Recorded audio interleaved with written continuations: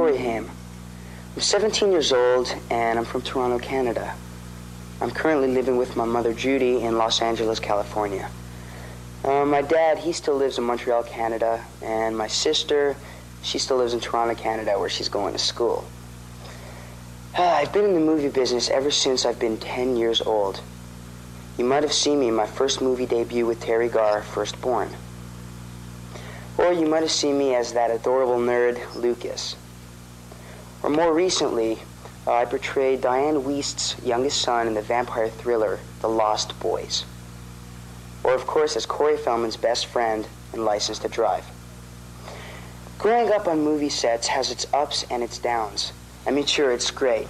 You get lots of attention, only 3 hours a day of school, there's makeup and wardrobe, movie premieres, limousines.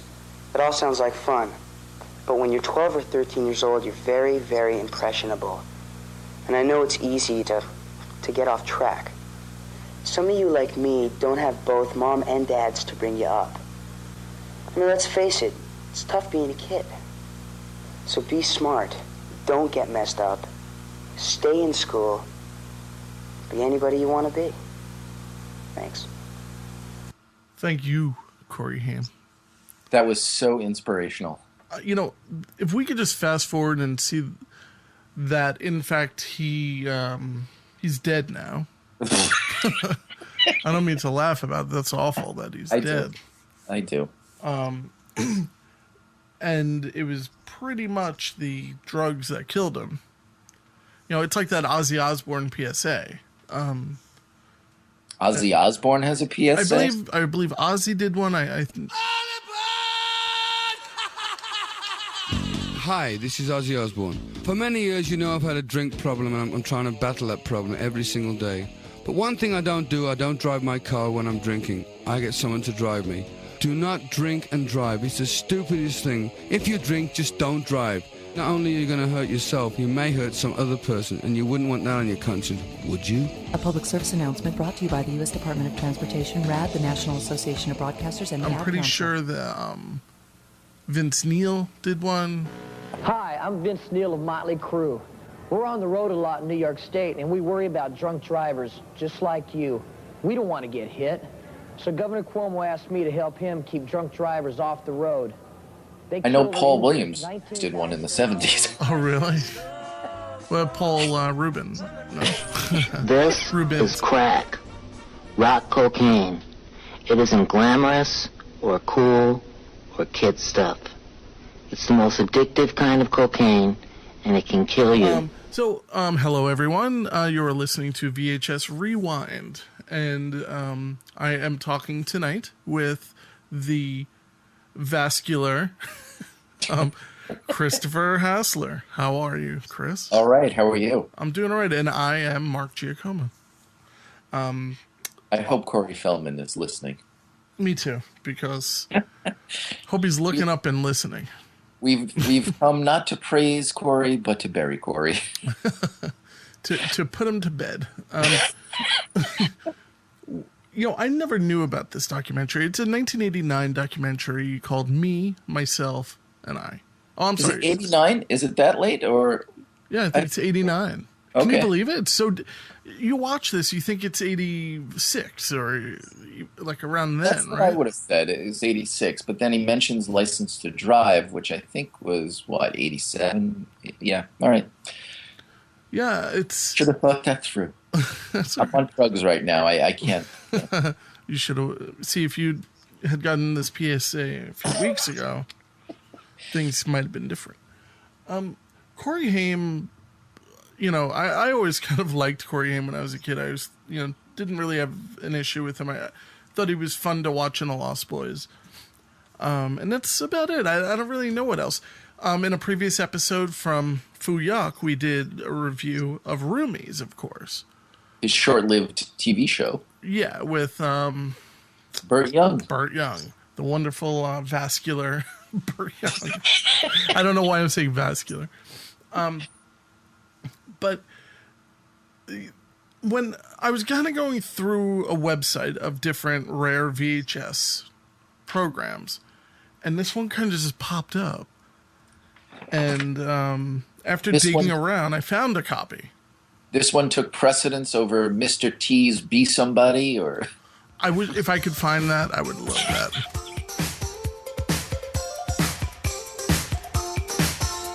Now everybody's got their time to play, but I'll hit it a move when there comes a day when he finds out his only guarantee is to make sure that he will be somebody.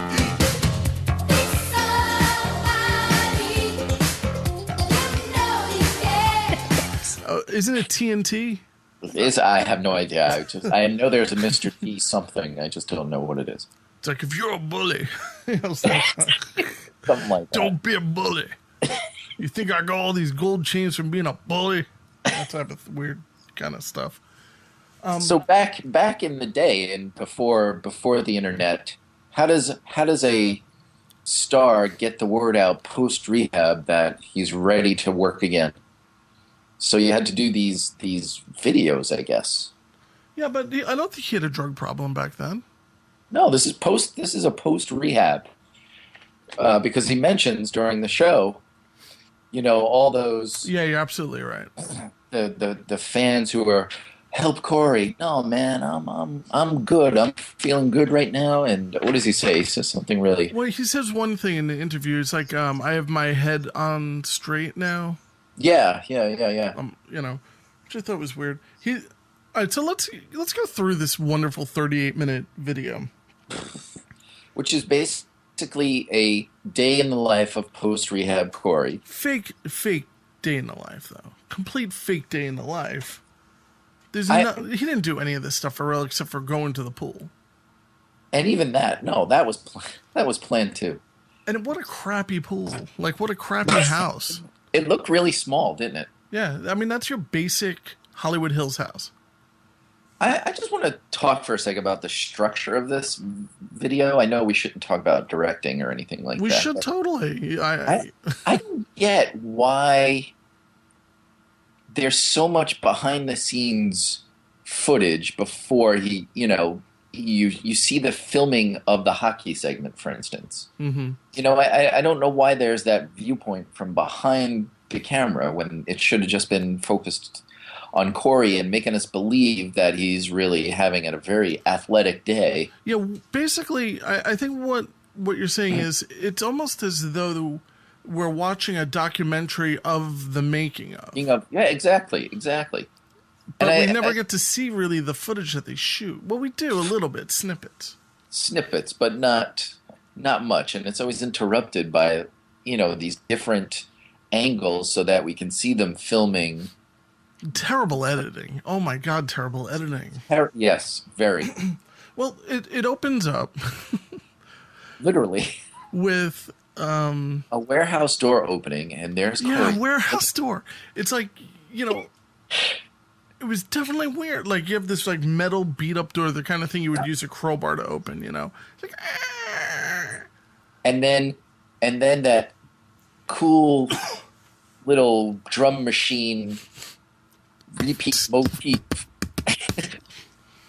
Did you catch during like some of the more unfortunately pedophiliac stages of this thing, like the pool scene, there's like sort of like breathing over that drum beat, so it's like I didn't actually. I was like, wait, I'm gonna play a little bit of it right now. All right, we'll talk until it just kind of comes in. It says Twin Tower presents. Whoops. There it is. So I counted. It takes him 14 seconds for him to write his name in the title. To write his name. So let me just say, he walks in. He has a crayon, I guess. And there's a big piece of white paper on the wall. And he walks up and he writes Corey Haim, me, myself, and I. Making sure to also, underline it. No, add the commas. And then he looks at it and he's really happy. It's as though he doesn't know how to write. and he turns to the camera, and there's, they freeze frame, and then they digitize it, and then they take that same shot and they do a couple, what would you call that? Like repeating frames. Right, like insets of it. And it's over this music, and it's all to the beat. And it's the coolest beginning I've ever seen in my whole life. And you really can't describe how graphic that this is.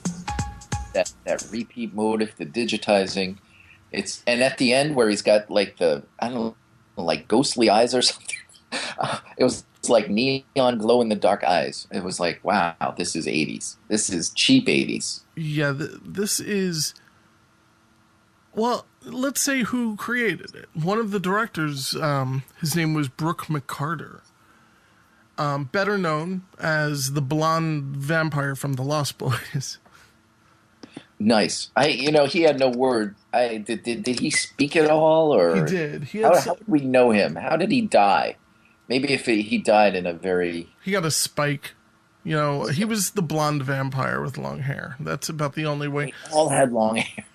No, you know what? You had the, you know how like you had the Bill and Ted guy? Yeah. He was not that blonde guy. It was the other blonde guy. Okay. That narrows it down. I think there's only two. I'm not 100% sure. There is a part where he's in there doing something. I forget what he was doing actually, but it's like another behind the scenes type of thing. Like he's looking for a cable or something.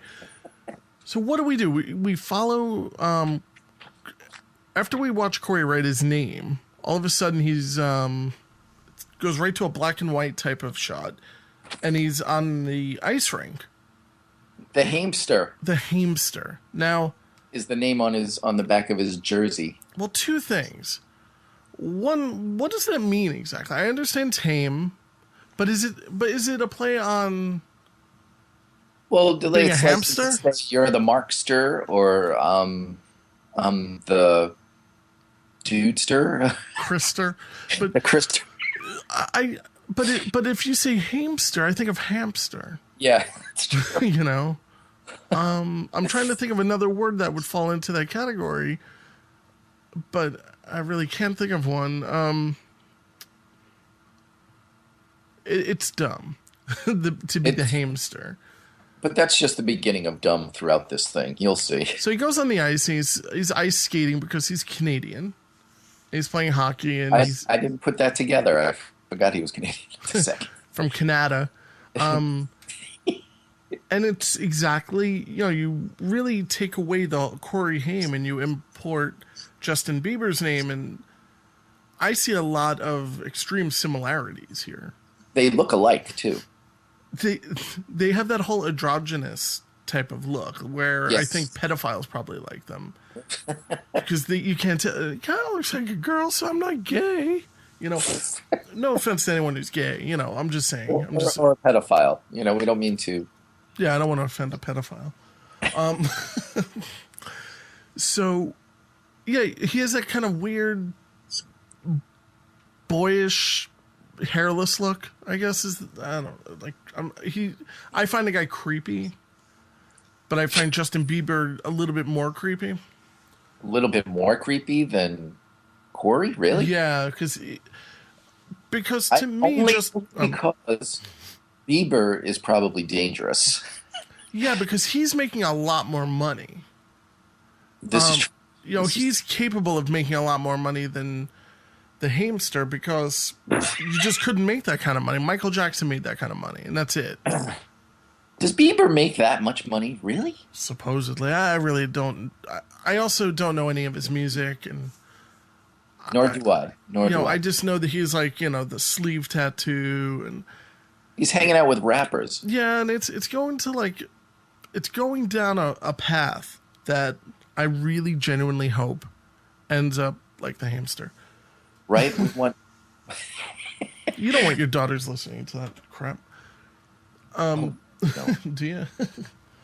So after hockey, and his mother's there, they're His kind of mother's following him around, and Corey is prone throughout this video to Zen-type statements like, when I'm on the ice, there's nothing better than going in a breakaway and going one-on-one with the goalie. Or he just says these things that throughout to show that he is one with everything. and Takes total concentration, because next it's baseball, and he's like, baseball is all about, what was it, eye coordination, hand and eye coordination. right. I was like, oh my god, Like, that's good. Although hockey is a team sport, there's not a better feeling in the world than taking the puck on a breakaway and going one-on-one with the goalie. Oh man, hockey's the thing. It's like catch a wave, dude, and get on the skates. Shaka bra, dude. Skating. It's my life, man. kill me And now. he's also prone to doing more shtick like that. Yeah, like That he's comes up again later. oh my with the John Ritter. With the Furley. Yeah. All right, I can't wait to talk about that. Really? Like, what does it even mean? And I think that was from the thing I just played was this little black and white thing of like it's all behind the scenes. But I think the Furley thing was from that same exact thing. So I think this is what I think. Brooke McCarter hates Corey Haim, and he made him look like a fool. What is this for? What is this video for? I think it's meant to be some promotional Corey's fine, hire Corey type of message that his camp is trying to get out. But is this for the fans? It is for the fans. Who else would buy it? No one else is.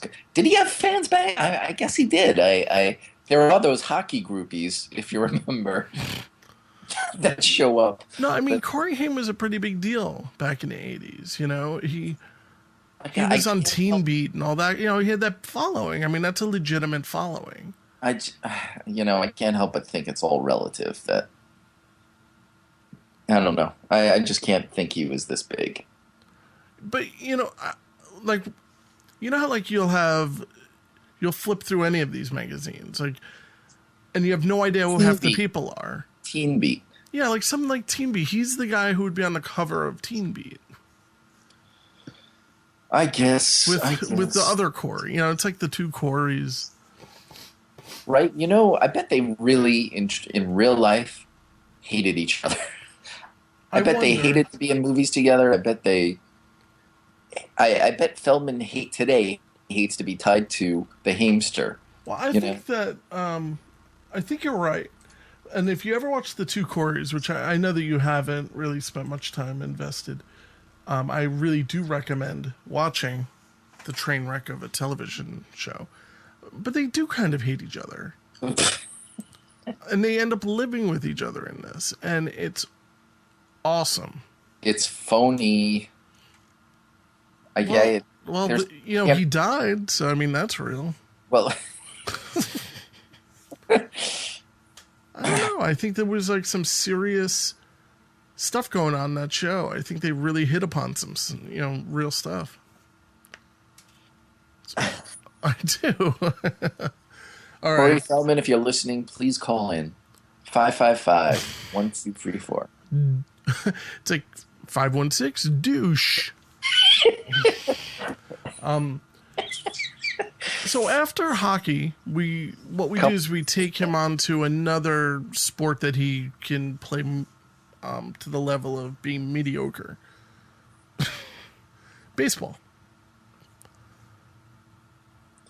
Which, again, it's all everything. Well, it wasn't really baseball. It was catch, really. It was like a workout, but where, if he's playing second base or shortstop, it was shortstop, I think, and he was doing it poorly. But it was just over and over again, throwing and catching a ball. And throwing it poorly first base. with 3 cameras on him each Well, time. yeah, exactly. And, you know, I can swear, like, no one's really hitting the ball to him. Someone's just rolling it to him. and he's making these ostentatious throws to first base, like, with a big spin. Yeah. I was like, you don't need to twirl to get the ball out of your mitt. Yeah, I have a little bit of that, too.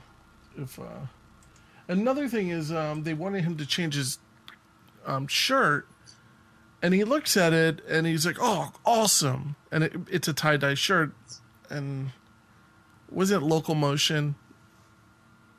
Locomotion? Yeah, like that brand.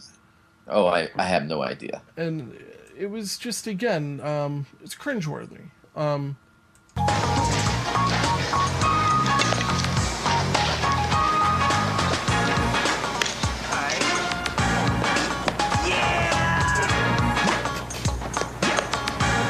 It's pretty visual. But you hear that? yeah. I bet that's Feldman. It kind of sounds like him.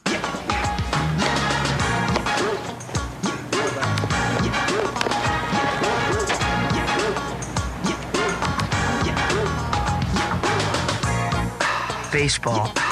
It's all about hand-eye coordination.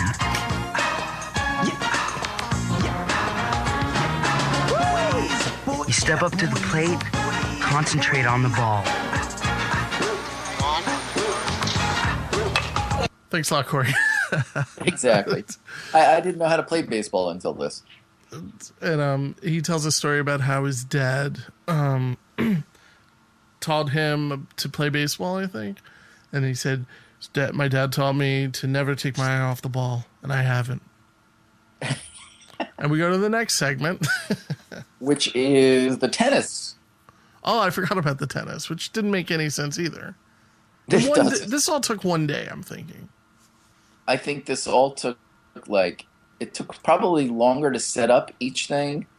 Actually not, because this is all, really cheap equipment, so... Yeah, it's all portable. They probably threw it in that convertible. Well, Corey changes in a rent-a-van, doesn't he? Like, he goes into one of these rent-a-vans to change. I think during the baseball, when he changes his shirt there. Yeah, I'm telling you, I bet you this was done on a weekend, maybe. Yeah, he rented the equipment.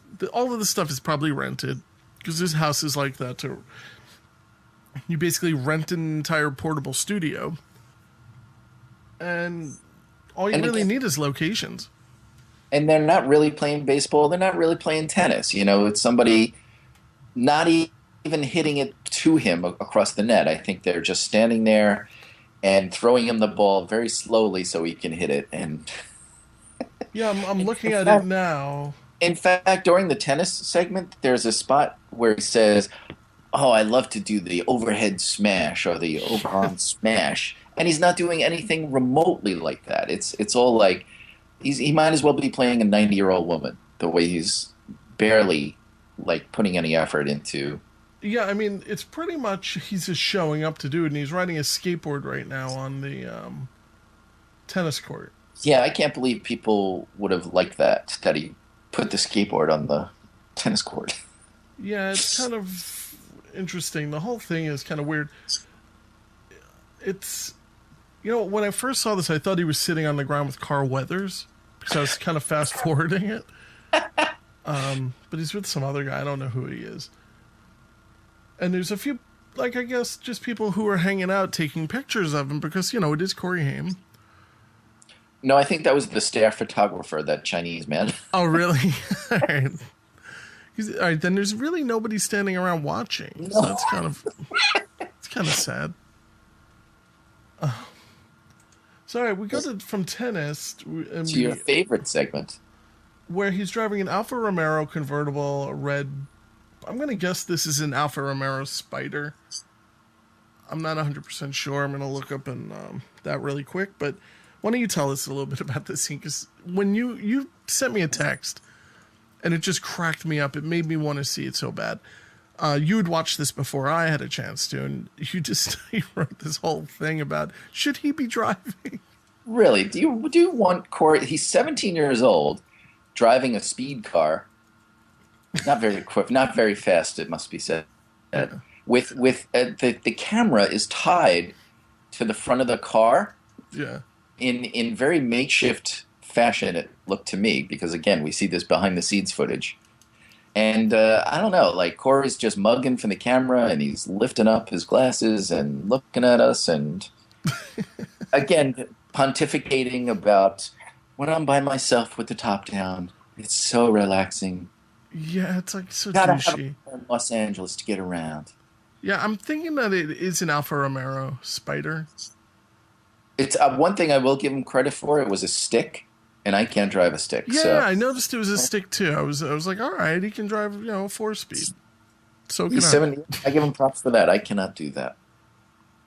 But you could learn. He's from Canada. He's probably driving tractors when he was 7 years old. But there's like no reason for this footage. I mean, nothing comes of it. Well, they spent a lot of time, and they really risked a camera because, all right, we're thinking 1989, right? And the camera they're using is huge. I got to say this camera's probably 35 or 40 pounds, right? Yep. So they bolted somehow to the hood of the car. It's like tied to it, you think? Yes. I mean, I just can't believe this was legal. And the footage that they shoot is so bad. Because Corey has absolutely nothing to say. No, I mean, it looks terrible. It does look terrible because the light, I don't know if it's the sun or maybe a light, is reflecting on the windshield, and you can barely see him through the windshield. And you see it driving. Like, I'm looking at it right now. It's pulling away. It looks like a device that you would put on the DeLorean in Back to the Future. It's this huge device. He shouldn't be driving. This is in his way. Yeah, exactly. It is on the driver's side. And you compare that to what we have nowadays with dashboard cameras. It's ridiculous. I'm going to play a little bit of the footage. Also, notice the music. Yeah. It's really good, for one. And it's almost like it's the same thing over and over again. Like, it's... But all right, he's going to go into a little bit of a talk about how much he loves to drive. Driving is the thing in LA. You gotta have a car. License. You must have a license. He seems to be squinting the whole time, even though he has sunglasses on.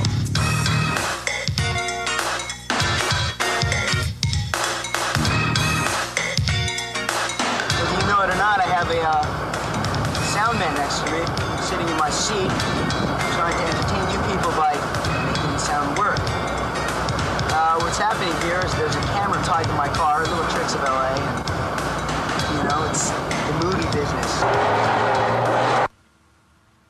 Yeah, so I don't understand the point of this, except for the tourist, maybe. So we now know you need a car in LA. And yeah. But he seems to be squinting the whole time, even though he has sunglasses on. Well, I guess there might... No, they couldn't have put a light on the car. That would not be... What do you mean a light? You mean to light him up? Yeah. No. Did you see the footage? It's horrible.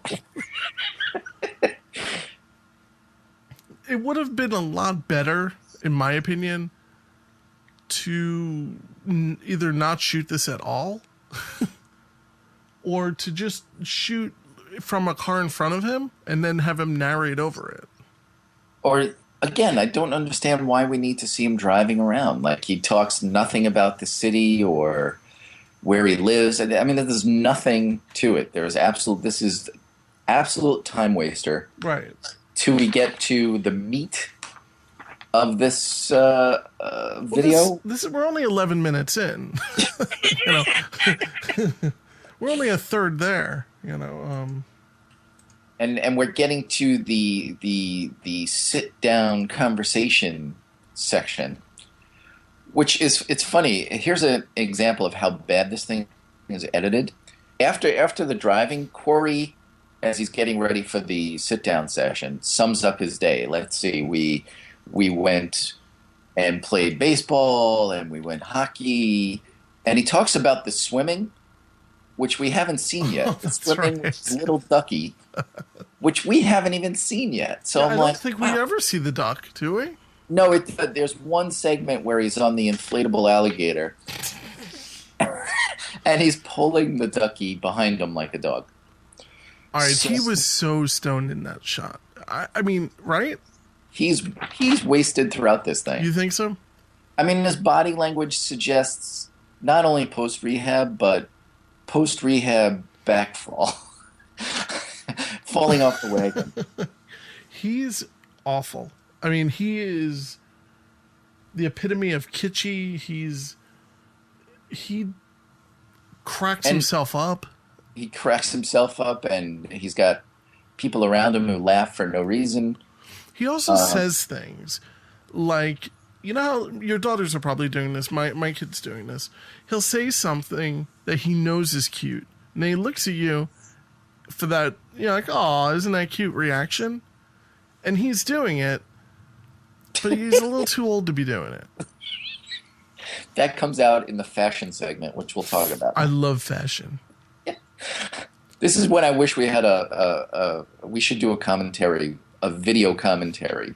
Because you just need all that fashion footage. Well, it may be a bonus episode that we just kind of talk about this. It's such a good documentary. But it really is. This is one of my new favorites. This is my new favorite for 2014. Took 25 years to get here. But one of your favorite first watches of 2014. Yeah. It's been there all along, and I'm so happy I found it.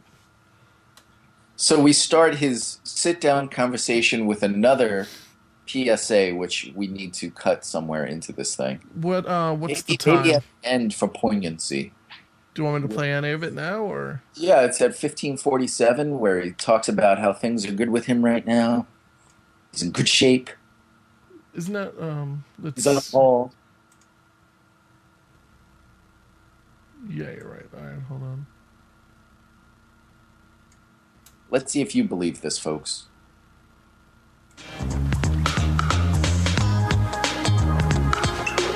Well, as far as my fans out there being help Corey, where's our Corey, and the whole misconception thing from the people out there, they have every right to feel the way they do, and things are great with me. As you see, I'm very in good shape now, and on the ball. Things are happening. Wow. You see, it's that kind of dialogue that he has, which it's really hard to know if it's badly scripted or if he just can't improv a single thought. Like a little later on, my favorite part comes at 1803 when he talks about picking up a book and writing his feelings down, or not his feelings, but his thoughts, and it's like he cannot think. He cannot think of things to say. I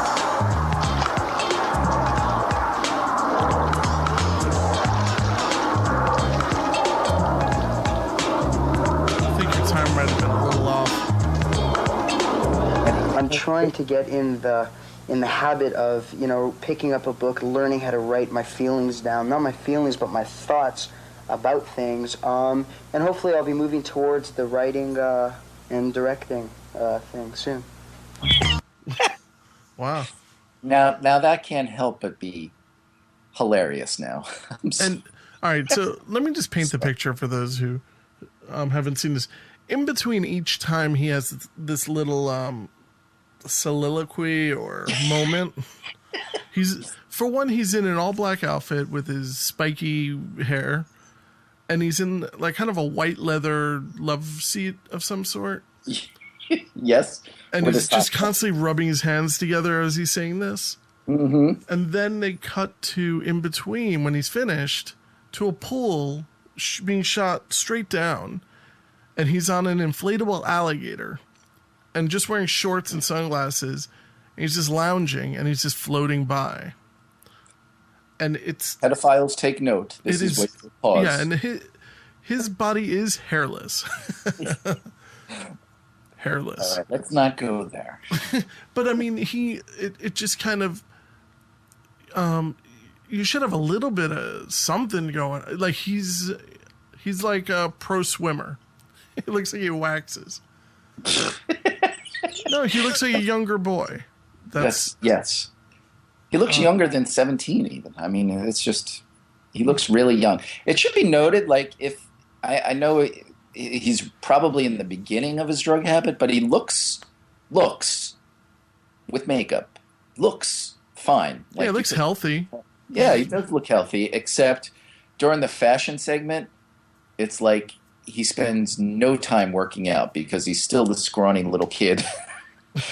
You know, on the pool and during this fashion segment where he's wearing sleeveless vests with nothing underneath, you know, he's just this scrawny little kid, and it's like, you know, a lot of people are probably going to think we're being mean about, you know, him. And, you know, if he was 17 today and this was released, yeah, maybe it would be a little bit mean. But knowing that, you know, he was probably like 110% definitely high on coke this whole time, it changes the entire opinion. Does, you know? And I to begin with, I'm sorry, I really don't have sympathy for. I don't care about sexual molestation. I mean, where was the mother? Where was Corey Feldman when that was happening? That's what I want to know. Corey, call in if you're listening. I want to know. But I really have no sympathy for, like, these druggies who just cannot. If you notice throughout this thing, here's another thing that irks me. Besides his inanities and that he can't shape a coherent thought, it's that he never talks about acting or anything serious about acting. It's all about the rewards that he gets. He wants a. My second favorite segment is talking about that, where he's going to be in 10 years with the mansion in Tahiti. Yeah, that's a ridiculous comment. He is not focused at all on acting or the craft of acting or anything. No, he doesn't give two shits about that. He doesn't. And so that's just, he's just, he's in it for whatever attention he can get, whatever money he can get, whatever drugs he can get. Now, Corey Feldman falls into this category as well. I feel as though Corey Feldman is that way today. I don't think he's I don't think he's like a drug addict anymore. Who knows? Maybe he is. Doesn't really matter. Check out that interview of Feldman on the Wendy Williams show that I sent you. Okay. He is wired. It wouldn't surprise me at the least, but in the least. But how does he afford it? Right, how does he afford it? But does Ascendant Millennium sell that much? Well, you got my money. But that's what I kind of get from Feldman, is he doesn't give two shits about doing anything that actually means anything. It's just what he does should mean something because of who he is. Right. And that's exactly. We know where that kind of ends. That never works out well. And I thought Corey was going to get into like the craft of acting or comedy or whatever, because when someone asks him, "Who do you look up to?" Let's play. Let's let the audience guess. Who do you think Corey Haim looks up to? Oh my God! Do you have the time? Let's play this. 1717. That's 17. Hold on, give me. And I was just thinking as you were just saying that this could have been done a lot better too. It didn't. This documentary did not have to go this way. If you edited it differently, edited the existing footage, or if you scrapped the whole thing and started from scratch. Well, it easily could have been like a 17-year-old kid who likes to play baseball and hang out and ride his skateboard and play sports, and he's just a goofy kid with it. They could have shot that piece, but they chose not to. They chose to let him basically hang himself. Yeah, I mean, it's really awful. It's not. What was the time again? 1717? No. Or it should be around there. Maybe your timing. Yeah, I was going by the YouTube time. Oh, okay. That's what is throwing it off a little bit. Now I got it now. Is there someone I look up to? Yeah. I look up to John Ritter, just because he's, I guess, a physical comedian. And I enjoy that. My man, Three's Company, Jack Tripper, Furley.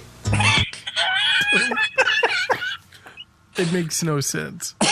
My man, Three's Company. 1989. Three's Company would have been off the air by now, right? Where was Three's Company in '89? It must have been off the air by now. Yeah, and did he ever just yell Furley?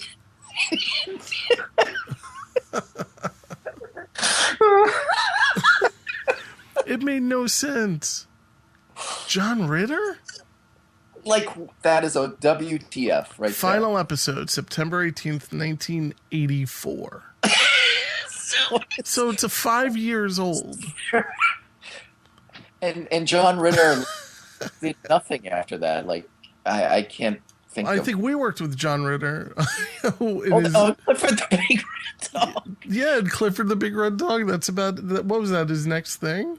Maybe Corey Haim watched Clifford the Big Red Dog at this point. I need to know. Yeah, exactly. This is the way you and I are connected to John Ritter. It's because we worked so closely with Clifford the Big Red Dog. Furley. It just doesn't make any sense. And I'm not putting down Three's Company. I love Three's Company.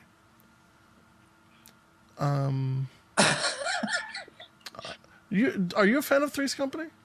I haven't seen it. I used to watch it. It was more for prurient reasons. I always liked the one that the girl who came before the last one. The one who was in there, the tall one. I forget what her name was. Oh, Cindy. Cindy. I like Cindy. Nobody likes Cindy. She's the cousin. I like Cindy. Well, you know what it is? In 1988, he was nominated for Outstanding Lead Actor in a comedy series, Hooperman.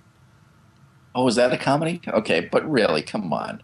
Well, wasn't Hooperman a pretty decent show back then? Like a big show? I never watched it. Hey, do you know he was in an episode of MASH? Oh, my God. Yeah, in 1973, he played Private Carter in an episode called Deal Me Out.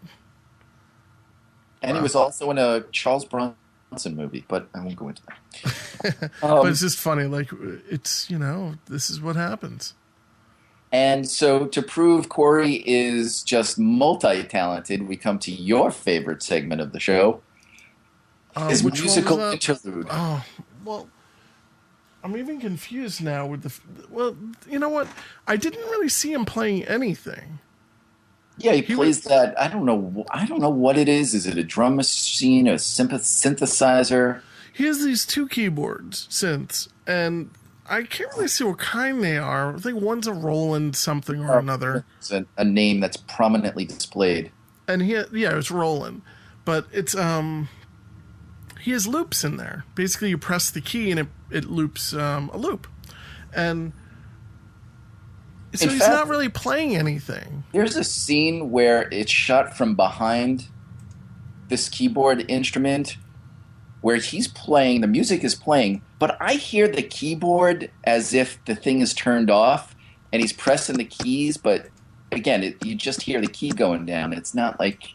Yeah, I noticed. You only see him play 3 notes the whole time. He hits the keyboard, he hits these 3 notes, and that's the only time I noticed, anyway, where we actually hear music that he's making. But I think this is... Like this, I don't believe it's him playing. Really?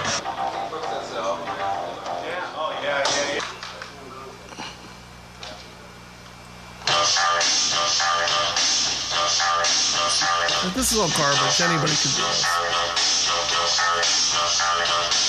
And you have the token black guy on the couch watching, who's like the producer guy. And it's like, what's going on? Like, it's awful. At 1845, that's when Corey introduces he likes to step into the musical part of things and slap on the headphones and dibble-dabble. This is what I mean about no coherent thoughts. Dibble-dabble? He does say He has no dibble-dabble. filter. He is zero filter. Corey, the camera is running. Wait, do you know if that's a soliloquy of him on the couch? No, he's... Oh, yeah, I think... yes, it is. All right. Yeah. That music, man, it's awesome. As far as being into the musical part of things, I'll slap the headphones on once in a while and dibble-dabble at the keyboards, make some drum effects, things like that.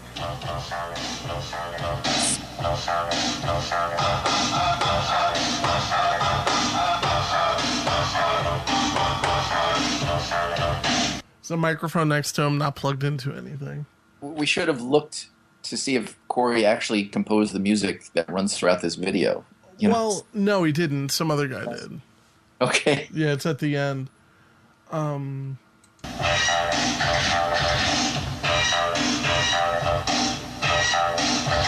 Einstein, man.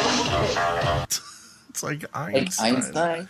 Yeah, I don't understand. You know what it sounds like? It sounds like Prince, which Corey tells us at 1924 Yes. he thinks Prince is the future and a bunch of other things. Well, I like Prince. I'm a big fan of Prince. Seeing his live shows are incredible. So it's the only time I kind of agreed with him. Oh my. But yeah, I'm going to play that part. It's coming out. As far as what I really like in today's music, I'm into that Japanese funk, that pop funk. I think Prince is the future, a lot of other things. What is that? I'm just really into that funky hip pop jam thing. Yeah, I don't really know, among other things. Like, what are you talking about? I think Prince would smack him. Wrap his guitar over his head. Yeah, I just think this is also a weird time for Prince, too. I mean, Prince wasn't really doing... What kind of music was Prince putting out in 1989? He was past his prime, right? And yeah, I mean, we're talking Purple Rain and all that stuff was 86. I think we're talking Under the Cherry Moon now. No, this is after. Graffiti Bridge. No, I think that... Oh, no, Batman.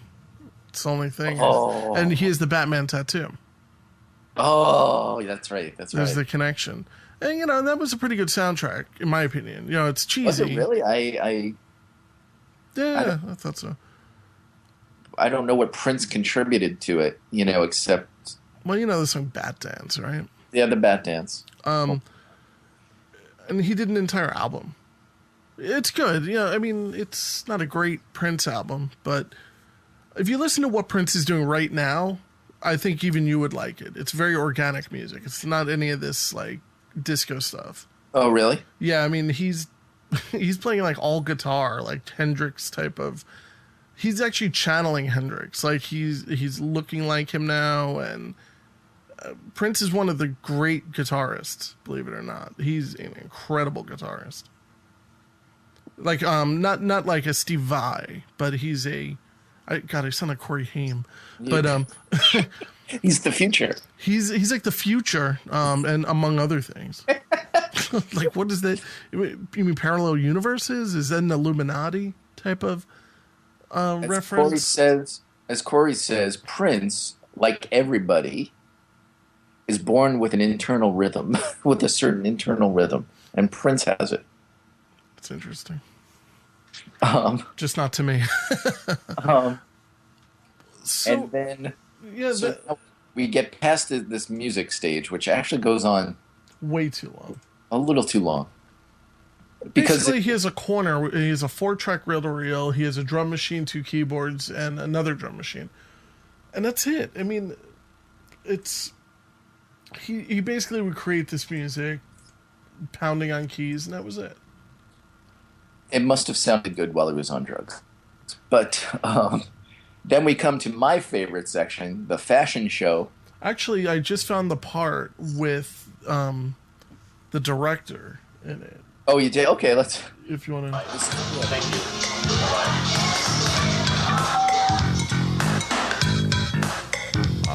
Actually, the music might be too loud to actually hear him.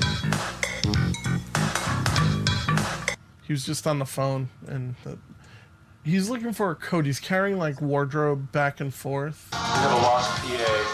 Really worried. That's it.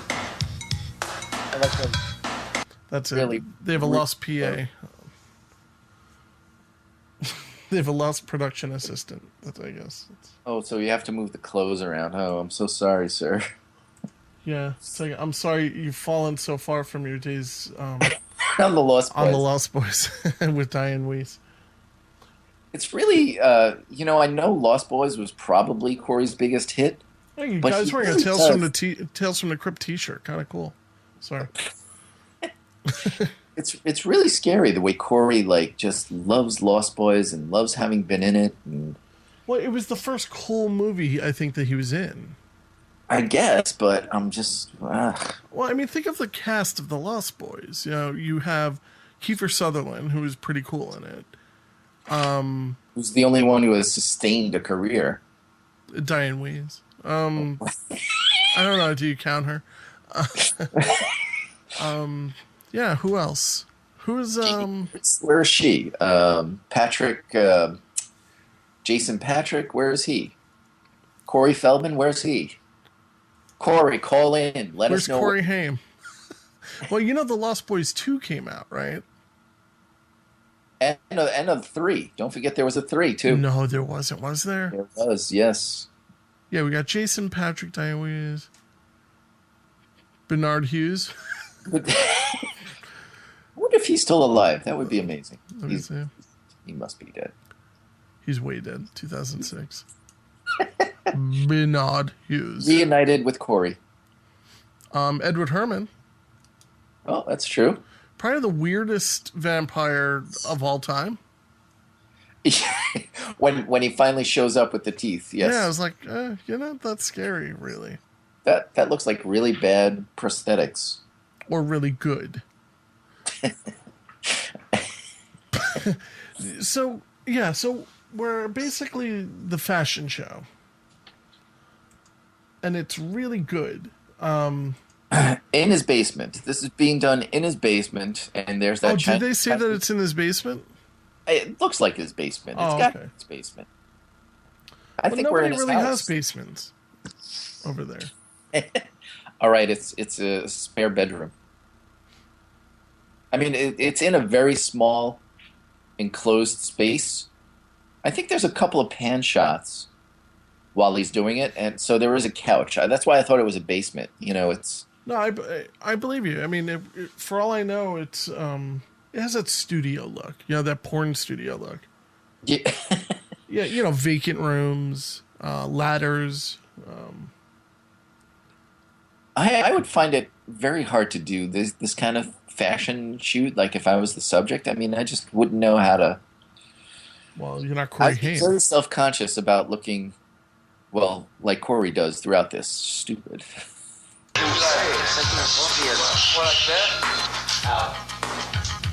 You are what you wear. I wear something different every day.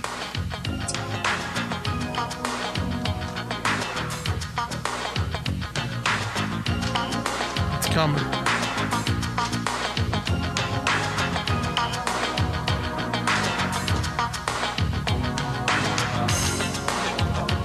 Or not. I think maybe 10 years from now, I'm hopefully going to be in Tahiti or something, kicking back like in my huge mansion if everything goes right. It's all to me. Just watching the dolphins and the porpoises and the sharks and the little seahorses and all that fun stuff go by in a whole different country while things are happening back here. He sounds like my 5-year-old. Like he starts exactly. He's like getting really excited. He's like watching the dolphins and the seahorses and the llamas and I'm gonna have sandwiches. Different country, because he doesn't want to watch the dolphins here. Like when you were 17, did you have two craps about a house in Tahiti? I had much more realistic concerns. Yeah, I felt the same way. It's kind of like, he seems like a real mama's boy. And I think that's... Only to the extent the mother is yesing him because he's the moneymaker and she doesn't work. Right. What was the thing I played before where the mother's talking over him? Hold on. Where was that? That was... No. There's so much good here that I forget what the scene... the stuffed animal story was the one where the but I think it was the one afterward. Oh, yeah. Did we play that yet? Yeah, we played that. All right, yeah. If you notice, the mother's talking over that. She's on the phone, and it's like, we're recording here. Like, out of the way. That's why I think it was a basement, because there was no room to go anywhere. It's awesome. He also seems to really be into vests. Vests with no shirt underneath. Now, was that a look, or was that his look? I think vests were a look back then. I will admit, I had a vest stage as well. I never wore a vest, except maybe a 3-piece suit. I would wear a vest. Nope, I did the vest t-shirt look. Yes, I mean, I'm not attacking the look as much as I'm, It's not just the vest, though. It's the shirtless vest. No, the t-shirt from the Gap. To like loafers but his pants are rolled up just a little too far up off the shoe. It's like halfway up his calf. I was like, what kind of look is this? Now here's another little thing. Let me just play this. And he starts dancing for the camera, and then he kicks in the air. Oh, and it's like, what are you doing? Like it's.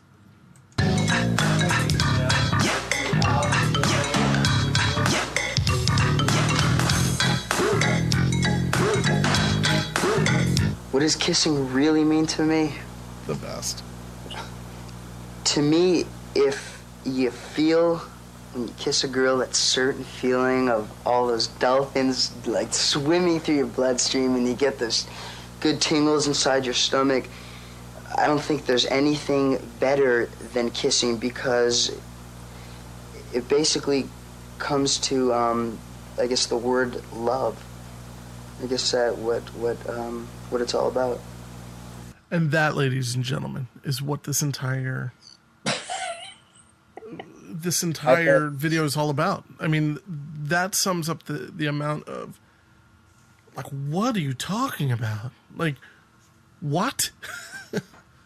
This is why he's a lousy lay. He is either asexual or he's never, ever been with anyone ever. I guess he hasn't yet done Blown Away with Nicole Eggert, so maybe that's true. Maybe he hasn't kissed anybody yet. But he never kind of grew up. There was never a manly side to him. No, I think that's what happens, like with kids who get maybe into this business period, but maybe if you get this kind of success really early, your growth is stunted. But look at Feldman. Corey Feldman. I'm sorry, I keep cutting you off. Go on. No, go ahead. I'm just saying, Corey Feldman. I think he's still kind of wussy looking. I hate saying words like wussy, but kind of a little bit femme, but he's grown up in the sense where he's no longer, he's a man now. He might be a weirdo, and his hair might be kind of like, what the hell? but he grew up, is what I'm saying. I believe he shaves. Yeah. I don't believe that I don't believe that Corey Haim shaved. I don't believe that he had facial hair. Ever. It's just... It's entirely possible. I mean, again, I think these kids go into a bubble and, they don't have the same experiences that would help them to mature. So... Mature. So, yeah, I mean, this documentary, it's never ending, but then when it does finally end, you're sad. I thought it was actually 60 minutes, so I was really surprised when it ended like it. Whatever. I knew it was 38 minutes, and it flew by. Yep. It definitely felt like 20. There's one other, like I say, another special message that Corey does at 28 something. I'm not sure of the timing on this one. Do you know if he's is this him dancing? No, it's where he has another special kind of message for his fans. Stay on course. Life has so many obstacles. Love that music. Love it. Yeah, if I had a special kind of a message to say to my fans, probably be stay on course. It's there's so many obstacles in life, and just, it might hurt, you might feel great one minute, there's a lot of feelings while you're growing up, there's a lot of questions you have while you're growing up. And if you take things slow, everything will be answered, and everything should work out fine as long as you keep in touch with yourself. He always gives a look after he says these things. Kind of like, was that good? Did you get it? Did I miss any words? It's amazing. Amazing. Inspirational. Well, he's like a little Tony Robbins here. So, yeah, it goes on. The modeling thing, I kind of got uncomfortable with the whole modeling thing because he's staring right into the camera. Looking right at you. And, yeah, you start going, yeah, you know what? He was a good-looking kid. Like, you could see why he was chosen for movies. You could see why he did well in certain things. You know, it was kind of weird where they're videoing him, and he's in a suit, and he keeps playing with his hair. And behind him, there's a guy pulling a rack of clothing. Over and over and over again. But then they show it on a monitor. I don't understand what's going on. We should have Facebooked Brooke so we could talk to him about his directing choices. Yeah, I think maybe we should. Maybe he has like some type of input. Ouch. Are there any? Do you know of any other great moments? That takes us to the end. Animal that a week before I was born, my mom and dad got me. His name is Sam. Yeah, that's that part. If you can get to the point where he says that's a wrap, yeah, I mean that pulls out the window. Yeah, I didn't really understand that. Like, why is he calling the shots? He's like, I'm done. I need to get some blow. Yeah, and it's almost like the whole thing is being filmed from outside of a window. And again, whatever he's saying, just right up at that point, I mean, he doesn't believe a single word of it. Right. Whatever it is. Here it is. One of the moments in my life that I remember, I guess that kind of made me sense that first step towards the film industry, was probably in Toronto, Canada, after I did a little TV series called the Edison Twins. It was funny because I did 2 commercials after I did a TV series, and I think the second commercial, when I was standing outside in like 20 below zero weather, snow everywhere, a cap on, a newspaper thing, standing in front of a big old abandoned furniture store, and all I had to say was extra, extra, furniture bankruptcy, read all about it.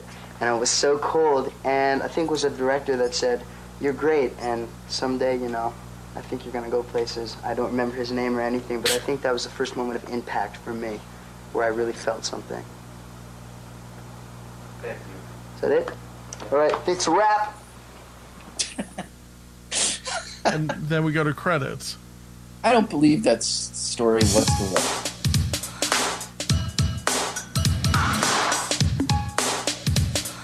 Is really good. Now, I just want to also mention that for the next 3.5 minutes, that song just plays. Does it really? Yeah. It takes that long? A lot of credits. Now, I'm just going to play this real quick. It's the Edison Twins intro. This is a show. Just kids trying to do what they should. They're growing up in the neighborhood, or they're up the street and around the bend. They're called the Edison Twins. Now every day is a different trial. The men pull through with a lot of style, always getting out of trouble that they get in. Life with the Edison Twins.